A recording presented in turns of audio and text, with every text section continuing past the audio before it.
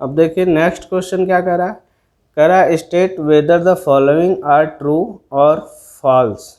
कह रहा है कि ये जो दिया हुआ क्वेश्चन है उसे आपको बताना है कि ये ट्रू है या फॉल्स है। अगर ट्रू है तो क्यों जस्टिफाई करना है, और फॉल्स है तो क्यों ये भी जस्टिफाई करना है आपके आंसर को। ठीक है, अब कह रहा है पहला question, sine A plus B is equal to, mean दोनों सेम है, sine A plus B is equal to sine A plus sine B.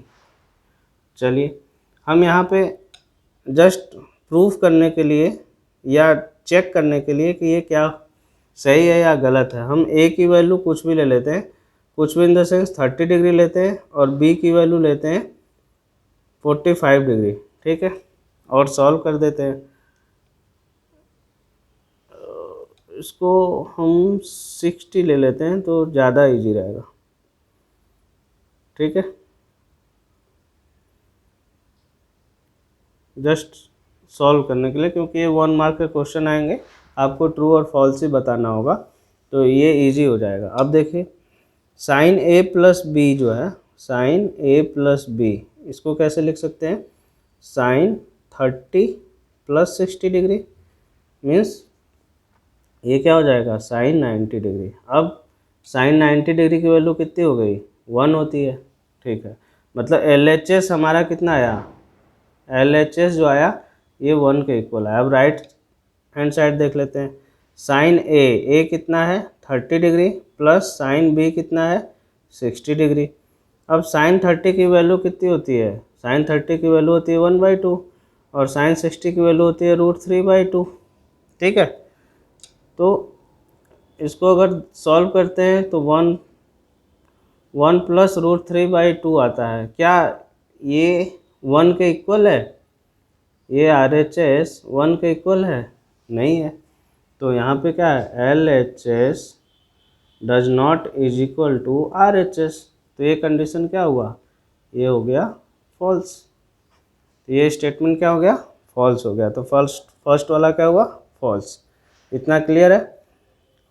ठीक है, दूसरा हम लेके चलते हैं। दूसरा क्वेश्चन क्या है, the value of sine theta increases as theta increases. कह रहा है कि साइन थीटा का जो वैल्यू है, मीन्स साइन थीटा का जो मान है या वैल्यू है, वो थीटा मीन्स एंगल बढ़ाने पे उसकी वैल्यू बढ़ती है। अब देखिए इसको 0 डिग्री लेते हैं तो क्या होगा, साइन 0, साइन 0 का वैल्यू 0 होता है।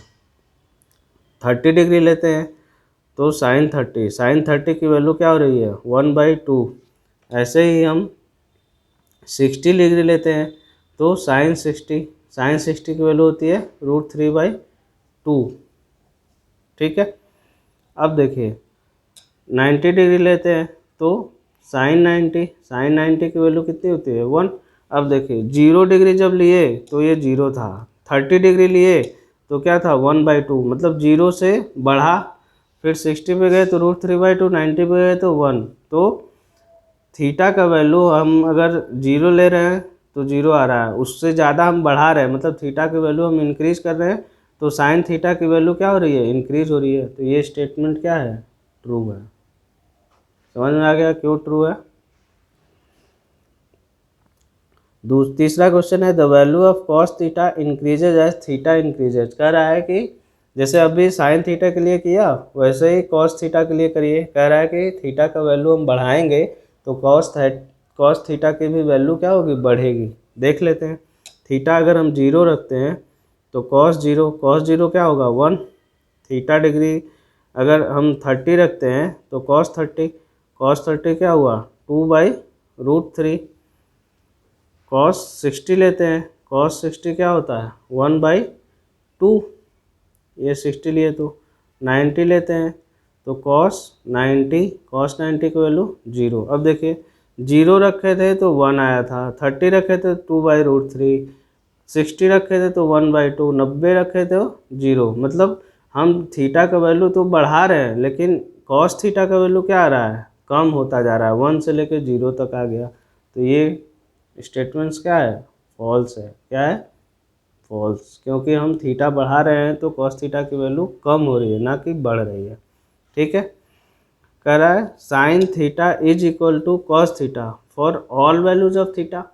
कह रहा है कि ये इक्वेशन साइन थीटा और कॉस थीटा दोनों बराबर हैं थीटा के सभी वैल्यूज़ के लिए। देख लेते हैं सब वैल्यू के लिए। थीटा अगर हम रखते हैं 0 डिग्री तो देखिए साइन 0 क्या होता है 0 और कॉस 0 क्या होता है 1। अब देखिए 0 डिग्री ही रखे तो ही क्या हो रहा है 0 does not is equal to 1 है, तो ये सारे वैल्यूज़ के लिए इक्वल नहीं है। तो इसका मतलब क्या हुआ, ये फॉल्स स्टेटमेंट है।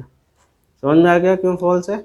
क्योंकि पहला ही वैल्यू मैंने रखा 0 डिग्री तो ही हमें इक्वल नहीं आया साइन थीटा और कॉस थीटा, तो सारे वैल्यूज़ के लिए कैसे हुए, नहीं हुएंगे ना इक्वल। ठीक है, नेक्स्ट क्वेश्चन है cot A is not defined of A is equal to 0 degree.